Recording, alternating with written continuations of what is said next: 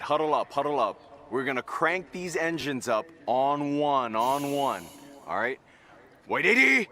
Wait, set. Drivers, start your engines.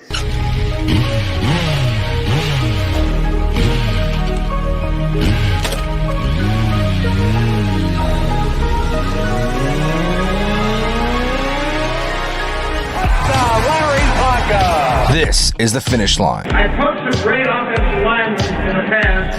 Larry Little, Dwight Stevenson, Jim Langer, all Hall of Famers, and Richmond Webb belongs to that same group. Here are your hosts, legendary Miami Dolphins left tackle Richmond Webb, Reason, and Mr. BallGame.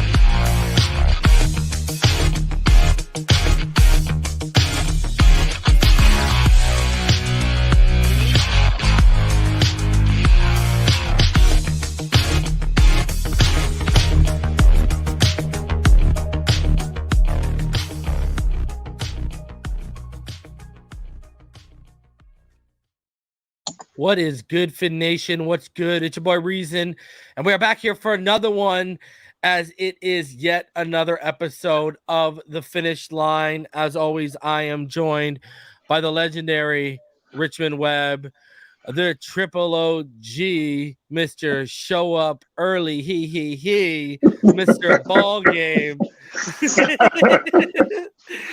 What's good, gentlemen? I mean, we're heading into the bye. We are on a 4-game winning streak. The team is, let's be honest, if we're talking baseball terms, the magic number here is probably 4 wins, and we're in the playoffs out of the remaining schedule. Man, like the intro says, it's a beautiful day. It's a beautiful week to be a Dolphin fan. How are you feeling, gentlemen? Richmond, how's your elbow? You got a little tendonitis from waving those flags on the sideline there, getting everyone riled up? Hey, bro, man, great weekend. Actually went down for the game, went down for a good friend of mine is a Dolphin fan, his wedding on Friday.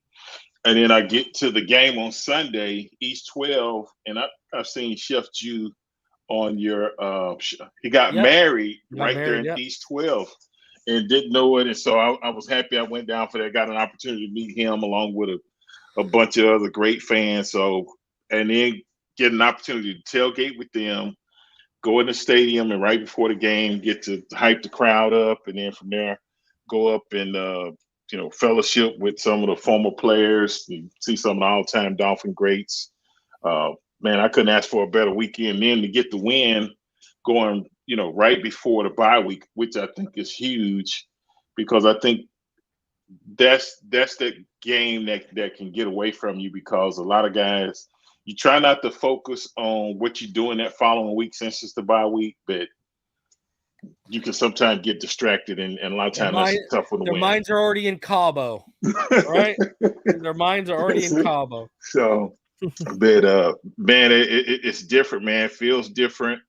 Just seeing some of the guys on the sideline, it's a different swagger down there, man, and to see it up close.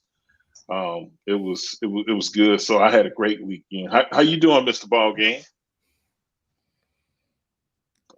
Is he muted? He is. You muted, BallGame. Am I muted? Yes, I was. Not no more. All right. Yeah, we can hear you now. Well, I appreciate all the love. You know what I'm saying? He called me Mr. Early on, whatever you said, but it's love either way. So I'm gonna take what I can get, however I can get it. My initial thought process was that we needed to be at least 8-2, 7-3. I'll take, because the 3 losses were all surrounding circumstances that kind of out of our control with the injury to Tua or whatnot. But these guys, man, it's amazing right now to be in this position, and this be only year 1, and to be able to have him go out there and have this team support him in such a way that they don't want to see him fail, and they don't want themselves to fail. That's just amazing. We haven't had this type of energy and this type of buzz around this team in such a long time. I think the only thing right now that we really and truthfully have to do is just not look ahead and just take every week for what it is, man, and just go out and just continue playing quality football, and respect each opponent, respect the game for what it is, because at any point in time it could turn. But for the most part, 4 wins. I think 4 wins gets us into the next round, right? And anything else other than that we can achieve and grasp puts us in the seeding circumstances that will indeed enhance our chances, because we got to play. If we get to play at home, then that's I just don't see anybody being able to come into South Florida and beat us. To be truthful with you. So, and while we're ascending, others around us are having issues now at this point, trying to realign themselves and live up to the hype that was there prematurely that they didn't really earn, I don't believe. So it's good to see Buffalo in that 3 spot in the division.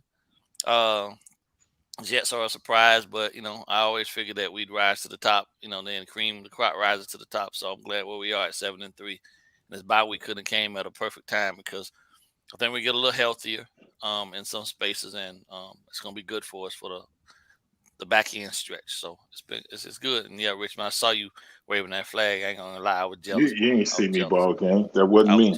I was jealous. That wasn't me. I was jealous, but we'll work that out. That's something I've been saying for the past couple of weeks, that if this team gets home field advantage, the most dangerous team in the AFC or in the NFL, I believe. And right now they're sitting in the 2 seed after that Bills loss, and they have first round. What's crazy is right now you're sitting at 2. You got home field advantage for the first 2 rounds, and you control your own destiny. That's basically where we're at right now. We are 10 games into this season. They have home field advantage right now, and it's up to them to control their own destiny. It's get it done. You know what I mean? The job's in front of you. Get it done. You've got it done up until this point. And the Browns game, the Dolphins, they come through and they just laid a whooping, man. I know it wasn't the 2 fingers that Deshaun Watson likes, but they laid a whooping on that ass with an open hand. You know what I mean? And and yeah. And wow. I gotta say, Tua, that narrative that he killed. Everyone, it's on Reek, it's on Waddle, and this man puts up over 300 yards. And his top leading receiver was 66 yards, spreading the ball around, distributing the ball around. Because let's be honest, the Cleveland Browns did a lot of things in their secondary to take away that vertical element. And Tua just took what the defense gave him. And then when he found the soft spots in the coverage, he made them pay for it. It was really a surgical performance. And a lot of people, again, how many times have we heard this already this season? People are now labeling this his best performance of, like we've heard this multiple times. Okay, this game's his best of his career. And okay, now this game, we're on like the 4th game of his best career. And, he's only started 7 this year. So, obviously, Tua, 25 of 32, 285, 3 touchdowns again. People have always asked me, reason who do you compare him to? And it's basically been, I see a lot of Breeze, and I see a lot of Kurt Warner. And by him posting those numbers, boys, only 2 quarterbacks in NFL history have had 3 consecutive games with 275 passing yards, 3 passing touchdowns, and a 135 plus passer rating. Kurt Warner, who won the MVP in 99 when he did it, and Tua Tagovailoa this year. Again, he's doing something that the best natural thrower of the football to ever play the game, who wore the jersey, the aqua and orange, never did. And he's not as physically gifted as a passer as Marino is, but I think we're seeing someone who's almost as gifted as anyone we've seen in the pocket. You know what I mean? And everything's clicking right now, and he's at an elite level. And gentlemen, I got to ask you, what were before we get into the specifics of Tua, before we get into the things I want to talk about here, what were your general takeaways from yet another dominant performance by the offense and by this team at home, really? Like general takeaways before we get into specifics about the defense and the offense. I'll go first. I think the thing that I was concerned with, I didn't see this big of margin of victory in this game, and kind of what concerned me, and we talked about it on the last show, was the Browns and the running game, and how they could, if they got the running game going, the time of possession, eating up the clock would give us as many opportunities. But like you said, he's playing some of his best football. Reminds me when he was.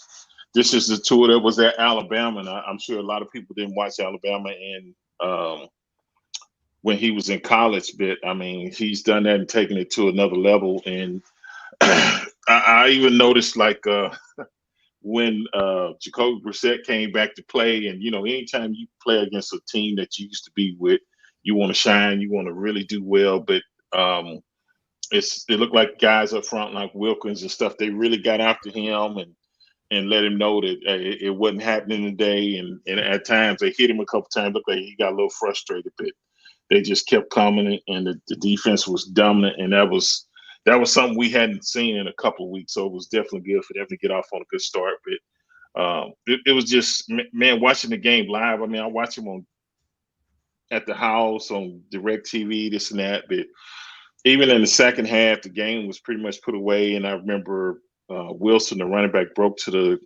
think it was the left side and went up the sideline. But what was beautiful about that was Cheetah, Tyreek Hill, jumped in front of the defensive back and kind of shielded him. He's like, come on. We going to and you see everybody's happy. Like you said, Tua spreading the ball around. Nobody's upset they're not getting the football. It's just, you normally don't find everybody happy like this in an organization, because a lot of guys start looking at statistics and saying, well, I need to do this, I need to do that. You don't get that vibe. You don't get that feeling there. So that's why I think they're one of the most dangerous teams. I think they're having fun, and the expectations wasn't high on this team like that. So now they're having fun, and everybody knows, no, they're really good, versus some of the teams that had high expectations, like BallGame said earlier. I think they're pressing, and it's like, no, we got to do this good, and then the pressure's starting to crumble in on them, and they're just, man, it look like they're just having fun, and they taking it one game at a time. As long as you win, that's the ultimate goal. But I think that's great leadership from Tyreek, especially bringing in a guy like that. Mm-hmm. I mean, Kansas City, and they paid him quarterback money, Richmond. Well, he's worth it. I mean, yeah. You look at it, and I mean, I understand, you got to make personal decisions, this and that, but it's a core group you normally keep together. And when Kansas City let him go, I was like, wow. But I mean, they're playing good football, but they taking like 2 or 3 people to kind of replace what he did as one person. But I'm glad they let him go, because I mean, he's made a huge difference in the mental toughness, mental attitude. He's probably the smallest guy on the team, but he's tough as anybody out there. Dog. So, he's the biggest dog. Man, he is. I'm telling you, he's. So it's good if you get a chance to see. I mean, when you go see it live and they play like that and playing at home in Miami, yeah, it was special. But I'll turn it over to BallGame. So for me, I think I'm at a point right now where, to be honest with you guys, I expect this type of activity from them, just because I predicted the game last week 35-14 and they won 39-17. So they were right there smack dab in the middle of what I predicted they would do. I didn't think that the Browns would have the firepower. I mean, would have the people in place on defense to be able to actually do any of what truly was going to be needed to essentially stop our offense. I think the biggest thing for me right now that stands out probably is the fact, like you guys are saying, these guys are playing for each other. They're blocking out the noise, and they're not at any point really caring about what everybody else is saying about them. And they are all galvanized in their understanding that, if somebody's out there as a naysayer about Tua, you're saying it about us, and they're taking it personal, and they're going out week to week, and they're proving that people are wrong as a unit. Like even the solidification of the offensive line, all the way down to the backup guys that have come in and done an amazing job on defense for the injured starters that we have. Everybody's bought in, and watching them play around on the sidelines, talk with Mike, laugh with Mike, tell him, don't worry, we got you. We got it, this type of stuff. And he would just tell him exactly what he needed him to do. Or I've seen clips where Tua has a conversation on the side with him and says, which play do you like? Well, I like the one that's going to get us the touchdown. Okay, that's the one we're going to call it. That type of stuff. That's when you know that those guys are 100% dialed in for each other, and they trust each other, and that's what you need when you get into the weeds of being progressively better week to week and things of that nature. Trust is a big thing in football. There's no I in team. There's a me, but that me has to be also centered around what's best for everybody as well. Take care of your business, and everybody else take care of theirs, and we together as a group, rise to the top. So I think that's what we're seeing manifest right before our eyes, and it's just a beautiful thing, man. You see him joking with Clowney and Garrett too, and he told Garrett, "I'm not ending up in your graveyard," because Garrett does this Halloween display of every quarterback he sacked that season. He puts a tombstone out for them. You're muted. And I don't know if you've seen that. You're muted, BallGame.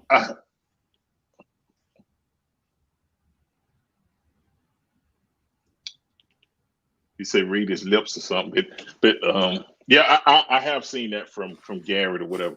So now we got to start doing sign language or something. Is that what he's doing? Oh, he's on the phone. Oh, closed caption. I got you, big fella. Okay. Hey, man, that's the thing when you can joke and like you said, Garrett has that, it's that, collecting this and that. But then after the game, to go up and shake a guy's hand and kind of, not that you really giving him business, but you respect his game, he respects your game. And I think they knew early on that didn't have a chance. And I don't know who posted the picture, but it was on Twitter, and somebody posted the Dolphins punter. He was leaned back on the. Yeah, that was him. And he said, "I swear this is Photoshop." And then Tua did this. Tua did the zero pose with Morstead. They took a picture of them both going like this. Yeah. And Breeze did the same thing with Morstead. Whenever they don't punt, they put up zeros. Oh, okay. But I was laughing because that was so funny. I said, man, they didn't work my man too hard. He had to sit over there and take a nap. But, it's not often. We've punted twice in the last 3 games, Richmond. I don't even think – I think maybe once, but I'm trying to think if I've ever been in a game where we only didn't punt at all. I don't think I have. But, I mean – you say twice again, you played in 3 games? Twice in 3 games. And then you played with the best natural passer in the football. People got to start giving this kid the flowers, man. I'm sorry. Yeah. He's the most efficient quarterback in the NFL. You know what type of efficiency? Everybody else giving it to him. You know what type of efficiency you have going on? You want me to say it? I'll say it. You got Brady prime efficiency going on. You got Brady dynasty efficiency going on right now. Yeah. That's what you got going on right now. My sons and I sat there on Sunday watching this game, and we called out verbatim every defense that Cleveland was in, and we was like, that's not going to work. And we was calling out why it wouldn't work, and exactly the way that the Dolphins were attacking them were the exact same things that we were calling out pre-snap, because they were guessing. Those guys are out there running tentative, worrying about what the route combinations are coming, but everything that Mike does and how he puts these combinations together is not normal, bro. Like some of the alignments, like even the alignment that they went through to run, even in the run game, man, it's crazy. The sweep that they did, the sweep toss out of the shotgun where you line them up on the opposite side, the offset side of the quarterback, and then you brought the guard, you brought the tight end, you know what I'm saying, a cross face, and just, you don't see that. You don't see people running tosses from the running back being on the opposite side of which way you're going, because it looked like an inside zone, but then Tua completely turned, you know what I'm saying, and pitched the ball. And I was like, where are they doing that at? I've never seen anybody in the NFL do that. I want to ask you this, because I know people tried to push back on it early on. Now that we've seen them and we've broke down play designs and stuff, do you see the genius? I do. We sat there. I'm telling you, my sons and I sit. Isaiah sits here. I sit in the middle, and Kevin Jr. sits to the left of me. And we sit there, and we nitpick everything that's going on and ask each other, what would you do? How would you do it? How the guy schemes up things so unconventionally that it has you guessing 95% of the time. And even when you're right, these guys are executing at such a high level that you still can't stop it. Even when you guess right, you're still wrong. Yeah. That's crazy. Yeah. It's got to be the I most mean, frustrating thing for a defensive coordinator. I've said this when we hired him. I think we got the brightest apple from the Shanahan tree. I think he's smarter than McVay. I think there's a reason why this was the only guy Kyle Shanahan blocked when we tried to interview him last year and bring him up, because we were interested in him for the OC job last year. And then I wanted either him or Pep Hamilton. And I mean, we see what Pep Hamilton has done, but anyways. McDaniel, I mean, that's the only guy. Shanahan didn't block anyone else. He didn't block LaFleur. Right. He didn't block anyone leaving. He said, go. Salah, anyone, go. Go get it. McVay, he said, go. Though. But he blocked McDaniel, though, because McDaniel was the only guy he trusted to help him game plan. I mean, people got to realize, like, and BallGame, your coach. Coaches you're very protective of what you want to do, your game plan, and when you let people in, because once that's executed, if you're viewed in the realm that Shanahan is viewed in, and it's known that McDaniel is helping him, that's a lot of credibility that's going to slide off to McDaniel. So if you're going to put someone in that position, they got to be able to earn it. And McDaniel's the only one he ever gave that credibility to, bro. Let me tell you how important it is. My mentor, Todd Terron, head coach of St. Bonaventure, when I was there, the guy was so cerebral that USC at the time, when Pete Carroll was there, they used to come down and watch their practices and take concepts and ideas from him as a high school coach. And then when I showed up to come help him on his staff, I sat with him. I swear it had to have been 6-7 weeks straight of nothing but him and I in a think tank. And when we came out of there, I was really the only person that he trusted. But I knew everything that he wanted to do defensively, right? To the point that when he looked down the sideline at me, I knew exactly what he was thinking before he even said it. That type of trust is not easily earned. And the fact of the matter is that when Shanahan blocked Mike, that was saying a lot about how much he really trusted this guy and how much he depended on this guy for his success too. Because, at the end of the day, there's no one doing it by themselves. But when you got a guy that is as intricate and is dialed in on the X and O's of the game and can see 2 or 3 plays ahead what he's setting up and how it's going to all mesh together, that is scary, bro. That's like the Rain Man effect. Like, you're seeing the numbers. He's seeing them in such a way that he's seeing football in such a way that nobody else can see it. You just kind of have to sit back and just be in awe of it. And I watch the national media. I watch people talking about things of that nature, and everybody's surprised. But really and truthfully, if you saw the success that he had when he was there in San Francisco with them, you'd understand that. If you really just peel back the layers, he was an integral part of that success. And now all he's doing now is trying to figure out for himself in a new role of the one actually calling the plays, not just the run game coordinator that they gave him the name for, which I thought was just some BS. I think he was more involved than just that. But he's working through it. You can see him working through it on the sideline, but he's also methodically putting things together. And he's doing one thing that I do love, what I just mentioned. He's asking Tua what he wants. Yeah. And Tua wants the touchdowns, right? He don't care about the yards. He don't care about the yards. Scores. He wants the touchdowns. So Mike is putting him in the best place to be able to, once we're 20 and in, touchdowns. Let's get them. Yeah, because when he said, I want whatever play you think is going to give us a touchdown, and then that's when he called the Tyreek touchdown. Yeah, exactly. On the drag. Yeah, and I mean, and another unsung hero too. We got to give his flowers. When we got him, I said he was the best coaching hire next to McDaniel out of any team. Darrell Bevell as our quarterback coach. I mean, look at what this guy's done. We got a head coach quality guy at the quarterback. This guy's, let's be honest here. I hope he's getting reimbursed pretty well because, he's much more than a quarterback coach. This is a former offensive coordinator. This guy, Russell Wilson turned into what he was. Favre followed him to Minnesota. This guy's a quality coach, and we got him as a quarterback coach. I mean, this staff, just from top to bottom, it's built so well, and I love it. It's sustainable. It feels like it's going to be sustainable what we're building. And I know we're going to talk about it, but I want to go ahead and start right now by offering up this little tidbit. None of this none of the success that they're having right now offensively would happen if it wasn't for the 5 guys up front. Yeah. And the fact that these guys, again, went out and freaking put together a perfect game, bro. I'm damn near perfect game. It's just so beautiful because it gives Tua so much time to just sit back there and get through his reads. He scans the entire field, then finds what he wants, and is untouched.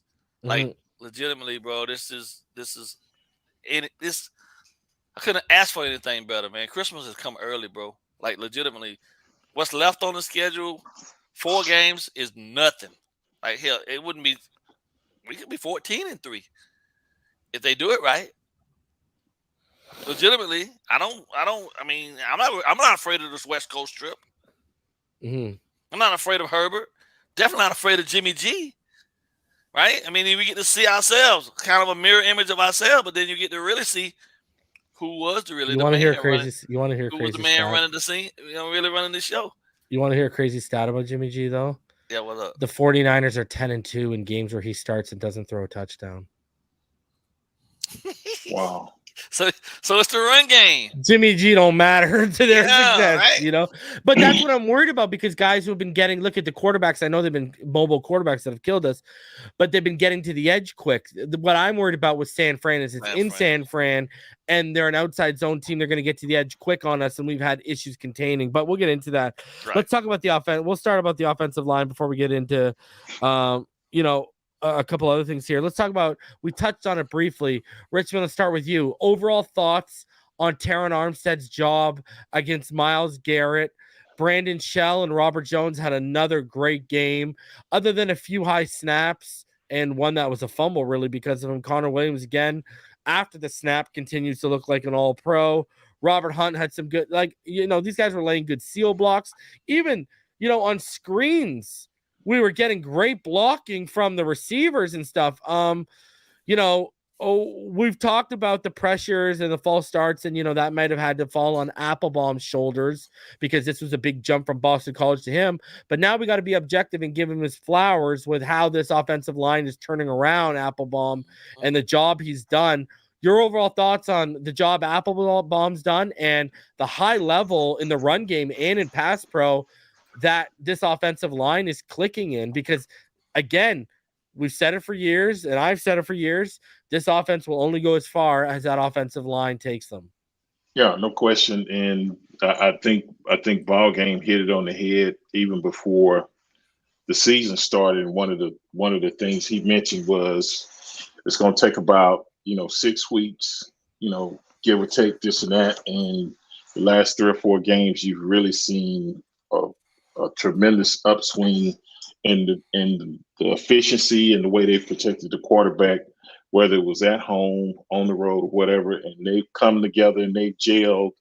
And they're playing some of the best offensive line play in the league right now. I mean, Tua's not getting touched. Like you said, they're executing not only in the run game, but the pass game.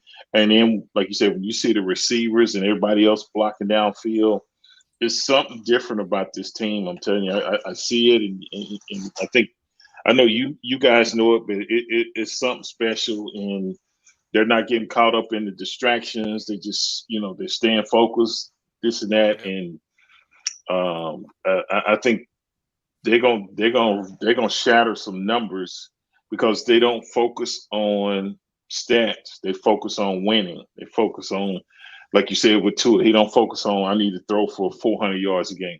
Now, give me them touchdowns. As long as we keep putting the ball in the end zone, that's what they want. They want to win. And as long as they win, it doesn't matter whether we rush for 300 yards and throw for 100.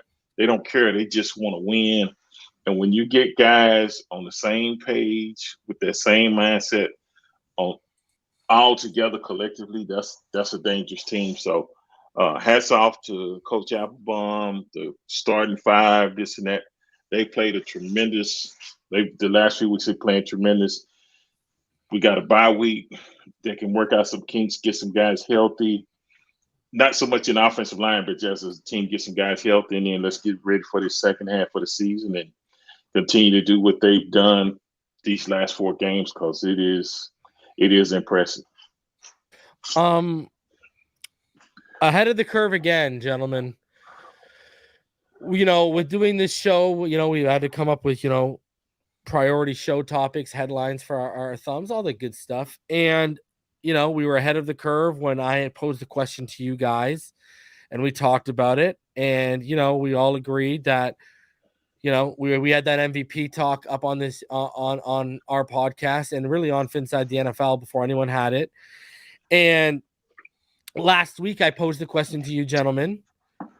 Never mind, MVP aside, is he the best player? Is he the best quarterback in the NFL this year? We talked about that. And now, once again, the media, that's what the media is talking about this week. That, never mind, is he the best player in the NFL right now? Overall, I know we talked about Tua killing narratives with the way he spread the ball around. But, gentlemen, can we talk about, we talked the lights gone on, but it lit the whole house up. You know what I mean? It didn't just light a room up. It lit the whole house up.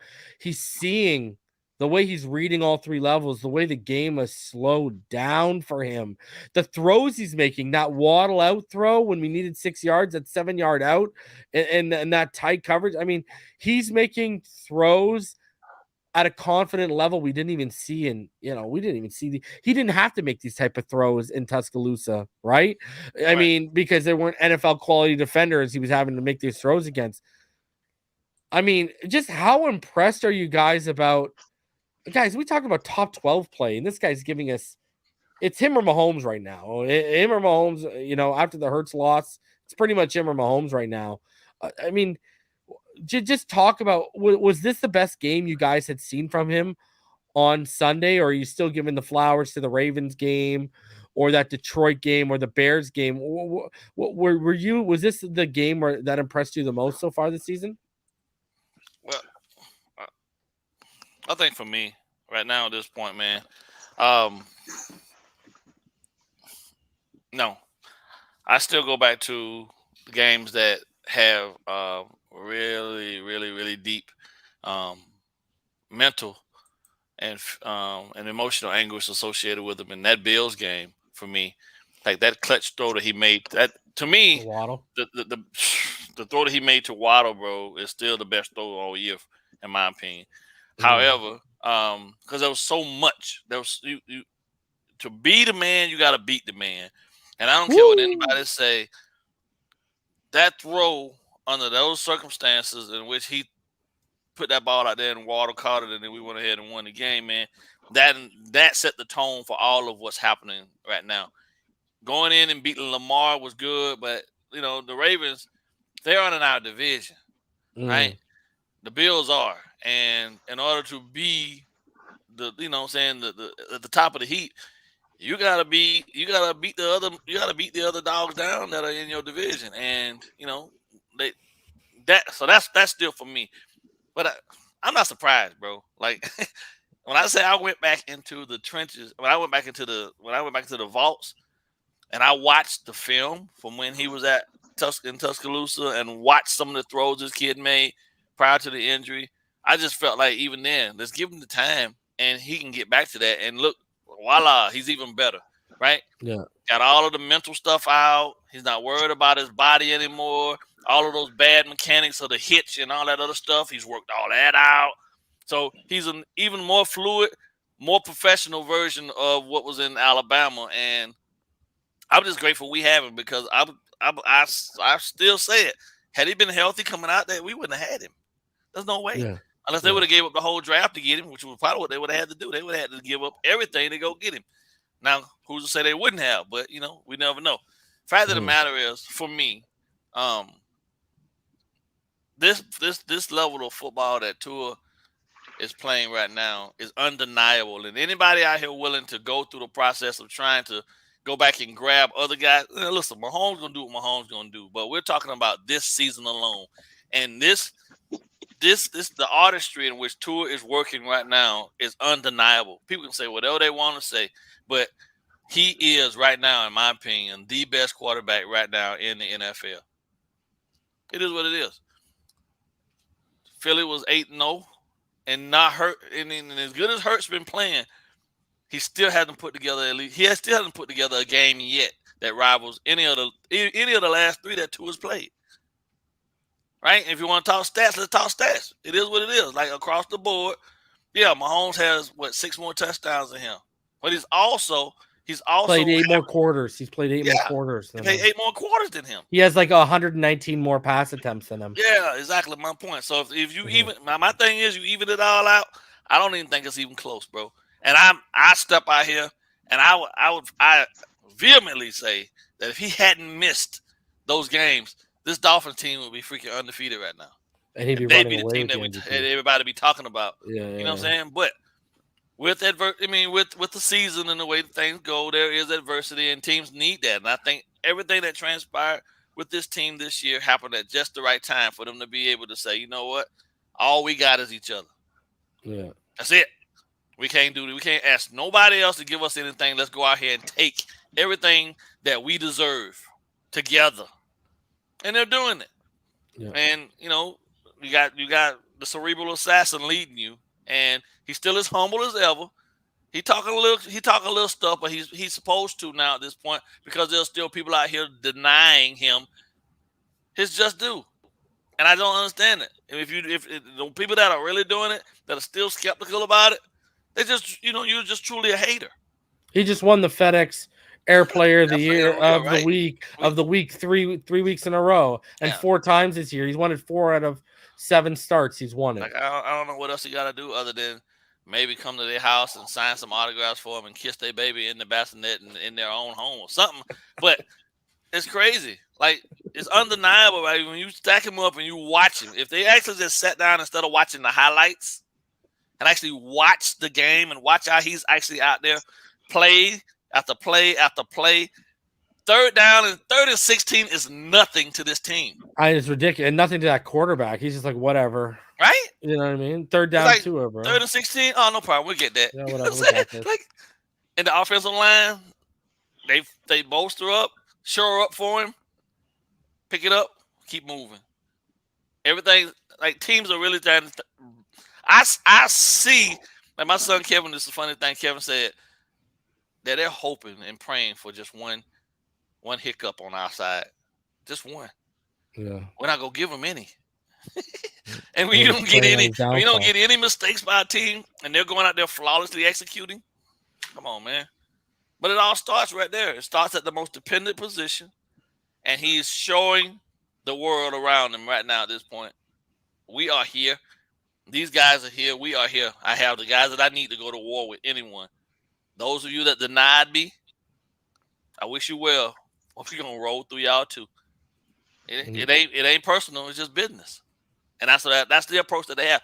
Tyreek say some things that are personal, however, because he don't like nobody. You can't come for Tua. Waddle hasn't said much, but Tyreek gonna let you know. Like, I said what I said, and I stand by it. He's the best passer that I've ever played with. He's the best passer. He's the most accurate quarterback that I've ever played with. Bro, that comeback throw, oh my God. What, like with the pressure in his face? Yeah. And, like, ridiculous. Richmond. Let her rip, brother. Yes. I mean, I think BallGame checked all the boxes, but, I was just sitting down here reflecting on stuff, and I just wrote down a few things, and like I say, the stats speak for itself, whether this is best game or whichever one. I think the thing that he has been is consistent, and I think you keep seeing an increase or an incline in his play. And I think the scary thing is he hadn't even reached his ceiling yet. I can remember, back in the offseason after McDaniel challenged him and told him, say, I expect you to be great. So I'm sure he had watched film on Tua and this and that. And then I remember this offseason reason you had said that when McDaniel was in with the 49ers, there were parts of the offense they couldn't run because Garoppolo couldn't make the throws. So the scary thing is what people thought they saw with the 49ers. We don't know how much we actually saw. What did I tell people? Stop comparing him with Jimmy G. Start thinking about Matt Ryan, his MVP season at Atlanta. Was I not telling people? You're looking at the wrong quarterback. You got to compare him to the MVP Atlanta. Anyways, continue on. Sorry. Yeah, and that's why I went back to it. You know, the thing is it all ties in is this work ethic. And then I think what people really got to look at is, and even with other clubs, you got to look at, and this is a great example. You look at the 7 games where he's won with him versus the 2.5 or 3 games, however you want to call it, that he wasn't at the helm at the quarterback position. And you see how huge of a gap it is, or what a huge difference it makes when he's in there versus when he's not. So, and another thing with Tua is he's kind of like Michael Jordan, but he's not. And what I mean by that is, you know, the way you could piss Jordan off was tell him that he couldn't do something. And I think just like a couple of weeks ago, he kind of made the joke about the deep ball. And what I love about Tua is he's listening, but he don't respond, but he lets his play on the field. He goes out and prove it, and then he'll come back at you with it, and then you can't do nothing. He makes it out of a joke, but then he lets you know, hey, don't tell me I can't do something, because I can show you better than I can tell you. And I think that's what I love about him. I think that's why Tyreek is so defensive and protective of his quarterback. But you can say what you want to. The film don't lie. This kid can play, and he's having an MVP year, and he's probably going to end up with it. It's just, and he's not even worried about it. He going to just, every week, he's going to just keep putting up stats. So I don't know if this is best game, but I don't think this is his ceiling, and that's the scary part. And as you continue on, it gets better. That's what I think people are going to see and say, like BallGame say, the defenses was guessing. They was looking at what they were trying to play. That's the scary part. If he continues to if this is not his best, which I don't think it is, I think he's going to continue to get better. That's the scary part, because he's so young. Well, the offense is going to get better. This is only year 1. Imagine what this offense is going to be in year 2, when all these guys are more acclimated to it and they know it like the back of their hands. And because you still see him trying to line people up, right? You still see a little confusion at times, but Tua knows. And I've told you guys what I've heard from since the offseason was Tua, one of the first guys to really start grasping this playbook. I mean, Richmond, heading into that game, Richmond, against the Browns, his 17-game projection based off his stats of the first 6 games he had played in the season, heading into that game, his 17-game projection was about 5,298 yards, 43 touchdowns, and 6 interceptions. Good Lord. Wow. And then the guy goes and puts up 3 more touchdowns, 0 interceptions, and throws for 285 or whatever it was. You know what I mean? So, like, he's just playing at a ridiculous level. I mean, boys, like, when you really sit back and start crunching numbers here, I mean, we're talking about a guy who right now he's first in touchdown percentage at 7.3%. He's first in yards per attempt.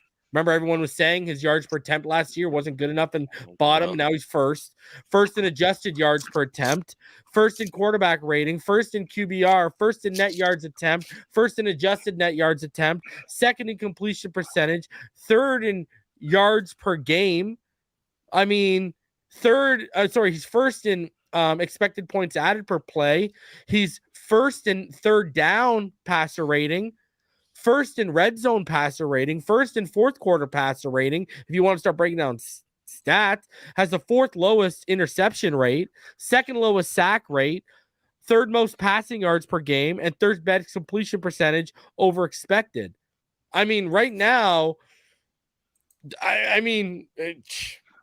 You ain't got to say no more. You just said it. It says MVP. It says MVP. You ain't got to say it. You just said it. Yeah. So that's why BallGame, you got to let them bandwagon people come on, get back on the team. No. Come on. No. And boys, and because I know, I know. I don't know if you guys have had a chance to see it yet, but I show this weekly. I just wanted to show you guys just so you can get a grasp of it here and what I'm talking about, because, there are efficiency charts out there, expected points added per play over completion percentage over expected, just to put a visual perspective on it for you guys, because I'm sure you guys probably haven't seen this yet. check this out. This is what's gonna blow your mind, guys. Whoa. Look at where Tua is on that chart. Damn near off of it. All over there by himself. He All the almost way off by of it. himself. Like it's here. I'll zoom it out so you guys can see it a bit better. Hold on.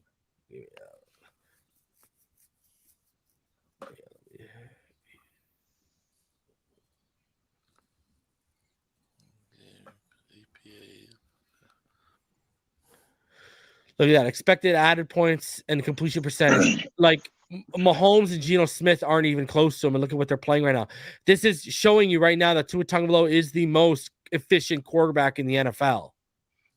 Like this is a visual graph to show that. And even if you want to take out completion percentage over above expected, and you want to throw the PFF grades down there because there are charts like that, Tua Tagovailoa remains in the exact same spot. I'm trying to think of the name of the guy, and I'm not gonna give him any pub, but he had a list, and he had Tua as the number 11 guy on a 12 quarterback list right now, top guys, and I was like 11. Like, 2 1s. Yeah, 2 1s. Yeah, well, the Ringer's catching heat right now because guess what they just did? They moved Josh Allen down 1 to 3. They moved Herbert up to 2, and they've kept Tua at 11. Tua has not moved from 11. I'm calling the Ringer out. Make sense. I'm calling them out. How does Herbert go to 2? He lost. He The threw guy a pick just at the end of fell. the game, And he just fell below Again. a career 500 again. yeah. Well, what are we talking about right now? But the excuses are, bro, check this out. All the interceptions he's thrown, you know what he tried to do in his article? Some of the least turnover worthy plays. I'm like, what is this guy watching right now? It's just ridiculous. Another unsung hero I want to talk about, Jeff Wilson, boys. Your thoughts on Jeff Wilson, how he's shined and how he's changed this running game, Richmond? Man, he is hitting the holes. He's physical. He projects the football. I mean, great trade. I mean, my goodness. I give him credit for figuring out what we thought we had and we didn't have, but then going out and getting it right before the trade deadline.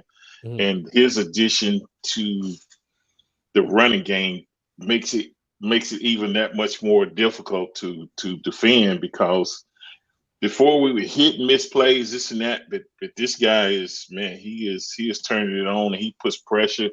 He looked like he loves the physicality of the game, and he'll make you miss, but at the same time, if we got to meet and meet up or whatever, he willing to do that, and he's gonna keep running and pat you on your helmet and say, "Okay, I'm coming. I'm still coming.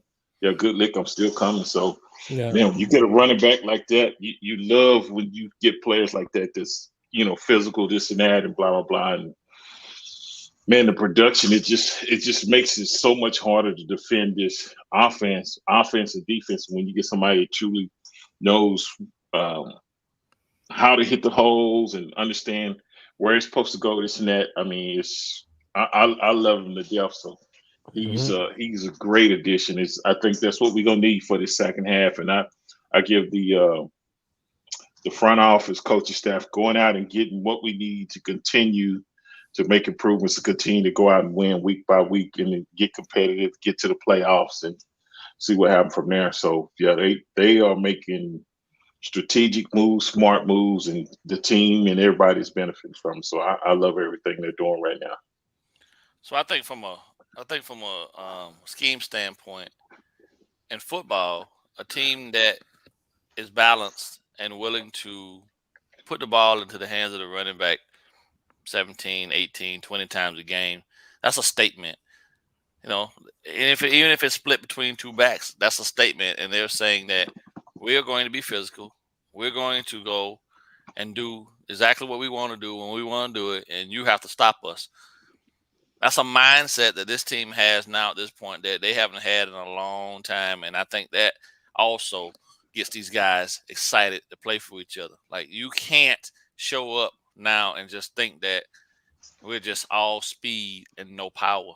Like, these dudes, Jeff is lowering his shoulder in the hole, laying the looking boom. to run over guys. Yeah. And Mostert, who was previously before looking to just run around guys, is now also dropping his shoulder and looking to initiate contact as well. And that type of machismo and willingness to just throw, and caution into the wind and say, I'm going to dominate you physically right here on this play, and ain't nothing you can do about it, is contagious. Yeah. Because there's a lot of nasty stuff going on up front between them D linemen and the offensive linemen. And when they got guys clipping off 5-6 yards a pop and they see the guy come right by him and they got their guy, I saw guys on Sunday, man, legitimately had dudes up and was driving them to the ground and getting up and looking at them, looking at the running back that just ran past them, high-fiving each other, moving to the line of scrimmage like, yeah, bitch, now we got to go do it again. And ain't nothing you can do about it. What do you do with that? That's like, true. legitimately, there's nothing as a defensive coordinator you can do with that. Myles Garrett was so deflated. He was so deflated. And Clowney. Yeah. Those guys were so deflated on Sunday, bro. Like, you can legitimately. When Kevin and I, we were looking at each other, it was like, man, there's nothing they can do. They don't know what. Yeah. Because even when they were getting there, we were getting the ball out. Sending the ball out. Yeah. That's probably the most frustrating thing. Yeah. God damn it, I was just keep winning your matchups, but you're just not getting the results. Baby. Yeah. Close almost only counts in horseshoes and hand grenades, bro. That's it. It's true. It's true. I gotta ask. What this is the new one. Let's get ahead of this curve. Will Tua, because the voting is just started for the Pro Bowl, will Tua make the Pro Bowl or will he exceed that and also be an All-Pro this season when it's all said and done? I'm gonna jump out there and say right out the bat, Pro Bowl is the least of the things that I think he's going to be nominated for and make. There's just no way. Super Bowl MVP. There's just really no way at this point, bro. When you look at the efficiency, it's going to take something extremely crazy to happen to throw this type of momentum that they've built up off track. Like, legitimately, like, this is scary. Like, Richmond can attest to this. Like, there are moments in time, bro, when teams gel to a point that there is just really nothing you can do to change their trajectory. Only people can change their trajectory is them. And when they find that fine line of supreme confidence, not crossing over to cockiness, that's a dangerous thing. Exactly. Too, and then when you're led by a guy who is super confident in his abilities to be able to put the perfect play out there. But now remember what he said, right? He said, I can call a perfect play all day. But if the execution is off, then it doesn't matter. But now you're calling them perfect plays and you got supreme execution going on. Shop kiss it. Right? It's it.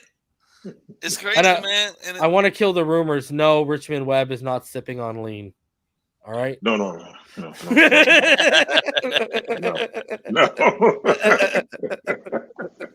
I am in Houston. I will not test you for, though. Okay, I just no. This is lemonade.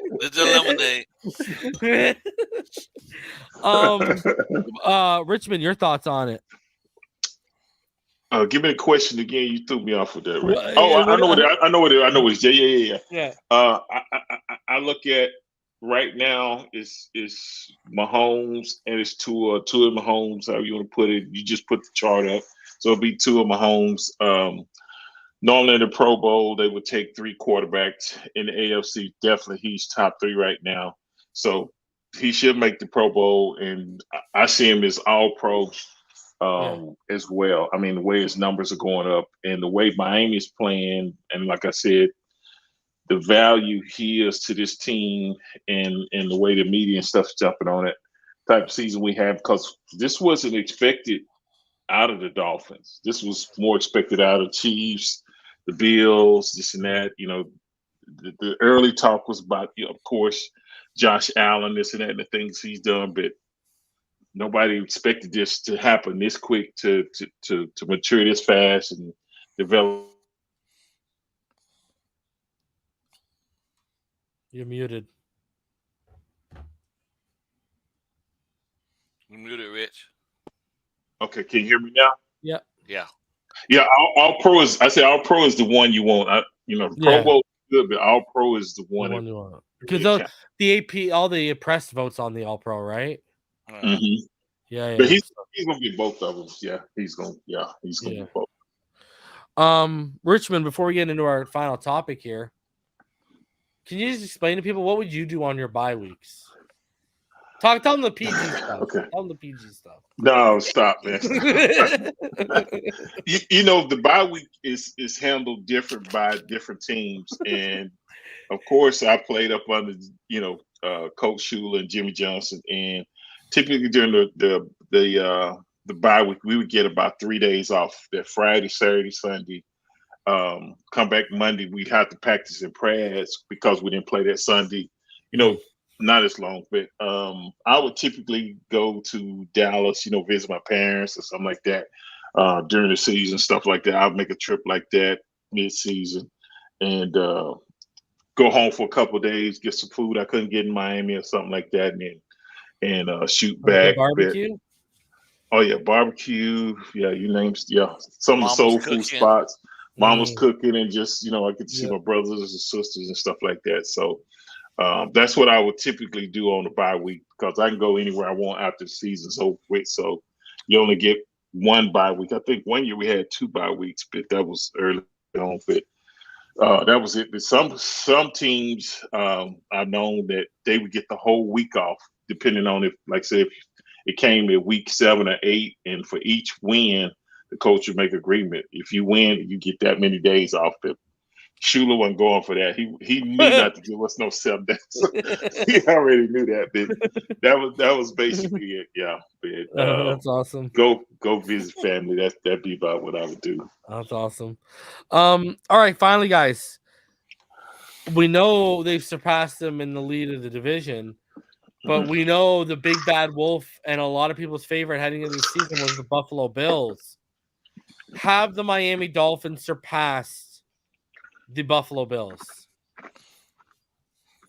Well, an arguing man, or logical man would say you're already 1 game up on them in the division. You beat them, and they're number 3 in the division right now. So, and you're at number 1. It's hard to argue that they haven't. You just got to sustain it. You beat them again, it's pretty much a done deal, right? Now, you even the playing field, no matter what happened in the past. This is what happens this year, right? So you're already 1 game up, and you're playing some of the best football, and their signal call is injured right now, and don't really know what he's going to be able to do going forward because although he tried to gut through it, that elbow going to be a problem. It's going to be and he was everyone's sure bet MVP, and his play has taken pretty out of the race right now. Thrown an interception in pretty much every drive of their last 6 games. Doesn't he lead the league in interceptions right now? I think he got 10. Yeah, he's up there, bro. And it's not looking good because one thing's for certain, no one can deny his physical talent. Oh yeah, it's ridiculous. Right?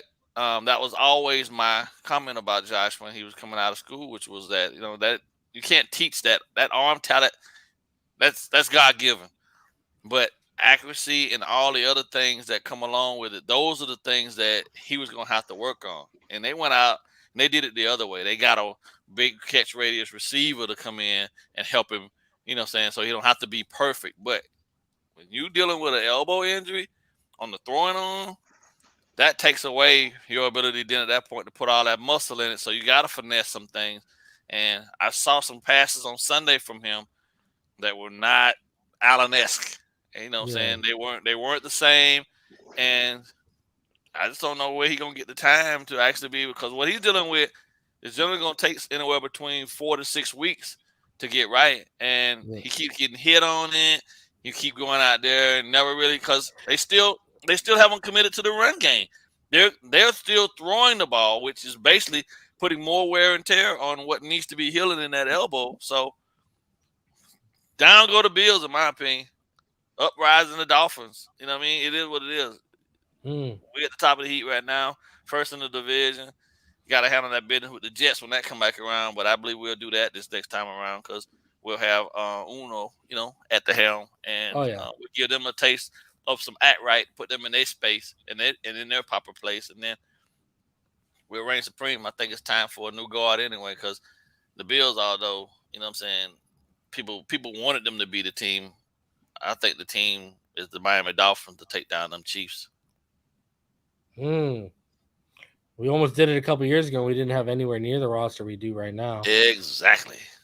And Tua was nowhere near. Devontae Parker pulled in that touchdown that he dropped in the back of that he dropped in the end zone. We would have beat them. So what happens when you try to force a wide receiver 3 as your wide receiver 1. Richmond. Bro, I came to the conclusion this week. I said, after we've seen what we've seen, Devontae Parker was a wide receiver. Like, look what he's doing in New England. He's not a wide receiver 1. Man. He's not a wide receiver 1. Richmond, have the Buffalo Bills been surpassed? Especially, you might hate the Buffalo Bills as much as I do. I mean, I absolutely despise that team. And I know the Buffalo Bills and the Philadelphia Flyers are the 2 most hated sports franchises for me personally. And what do you think that talent wise and in terms of team wise, what is execution, chemistry, whatever you want to roll into there? Do you think we've surpassed them? And which is would be, if you answer yes, Richmond, like BallGame did. If we sit back and think about it, that's kind of incredible because we've been trying to catch up for them for 3 years, and I thought they'd put up a bigger fight. You know what I mean? What are your thoughts, Richmond? Do you think we've surpassed them? I think with the injury to Josh Allen, I think I would say we've passed them. I think if both quarterbacks was healthy, it's like a 15-round heavyweight title fight. We would be right there with them. Early on in the season, I thought they might be just a little notch ahead of us, but now to where we're playing, I think we can go toe-to-toe with anybody. But with Josh Allen being hurt and, the elbow especially, like BallGame said, that's not going to heal to the offseason. And then it especially doesn't help. You can ice it. You can rest it during the week. But like he said, when you don't have the running game going, you're continually throwing. If your arm feels halfway decent first, second quarter, by the third, fourth quarter, it's going to start to get tender. It's going to start to get sore. And some of those throws are going to be compromised. So, I know he's just trying to gut it out for his team and stuff like that. But that's not going to probably get better till the offseason because it doesn't have enough time to rest and heal and kind of calm down, especially when you're hurt, and especially when it's on your throwing arm. So it would make sense for them to try to get the running game going. But I would say the Dolphins is not above them right now, only because of that injury. But if both quarterbacks was healthy and stuff like that, it would be. I think it'd be pretty close. But I still ride with the Dolphins. But I think that's the determining factor for me, saying we're probably a little notch above them right now with Josh Allen being hurt. All right, gentlemen, final thoughts before we get out of here. You want to tell anyone what your bye week plans are this weekend? You guys gonna be watching? I mean, because I didn't even ask you, Richmond. When you would travel to see your family, would you still sit down with everyone and watch football on Sundays, or would you like, I've had my fill of football up until this point, I need a break? No, normally that Sunday I got to fly back, so I would be flying back. Gotcha. Got to get back because I don't want to get fined and screwed up for everybody. But I'll watch football on Sunday. It won't be the same with the Dolphins, but I will try to find a game that's a good matchup. Hopefully we can find one. 2 good teams playing this and that. So I'll do that, but I'll be ready the following week for the Dolphins to pick up where they left off against the Browns. But this week, just try to find a decent game. If it ain't, then I can always find something else to do. Man, when it's football season, it's go time. And I obviously don't miss a Dolphin game, but in the same, I don't bet on us either. But I got to find me some suitable games this weekend. Parlays. There's a lot of money to be made out here. So I'll spend the rest of tomorrow. And we want the Patriots to beat the Jets this weekend, by the way. Yes. Okay. Yes. I'll spend tomorrow and Friday putting my bets together. But the weekend here is a Florida Classic, so I'll be at that, attending that, watching my cousin Ray Simmons take his Florida A&M Rattlers against BC the Bethune-Cookman. I don't even know what their mascot is, so we'll be at that game. Got box seats for that, and then yeah, I have a whole house full. My entire family from up north will be down here, hanging out with us for the weekend. So, yeah, exactly. Yeah. And then Christmas vacation at BallGame's house. You know, well, yeah, it's gonna be real crazy come next month when this baby get here. Like I said, but you know, for the most part, the bye week is really just. I try to do the same thing the players do, man. Just watch competition and just you know, breathe a little bit, because I think the best games are the Chargers and Chiefs game on Sunday night, and then Arizona and San Fran on Monday. Yeah, I think those are the best games. Division games, man, are always the ones that you hope. Is anybody else surprised in Seattle right now? I'm surprised by it. No one saw this from Geno Smith. If someone told me that from Geno Smith, they're a liar. Yeah, we at least saw a significant jump into his game this year. Yeah. No one saw this from Geno Smith. We're like, oh, they're tanking. You know what I mean? Yeah. Anyways, gentlemen, we'll be back next week, right before Thanksgiving. So don't worry, we'll be able to wish you a good gobble next week. Gobble. Guys, tomorrow morning, I will be dropping my interview with David Furones. Look for that to drop tomorrow morning. And yeah, go check that out. That'll be dropping tomorrow morning. And then until next time, you already know what time it is. Fins up all day, every day. We will see y'all on the next one. Everyone stay happy, healthy, safe, and blessed. And again, check out the interview with David Furones tomorrow. Fins up. Y'all be safe out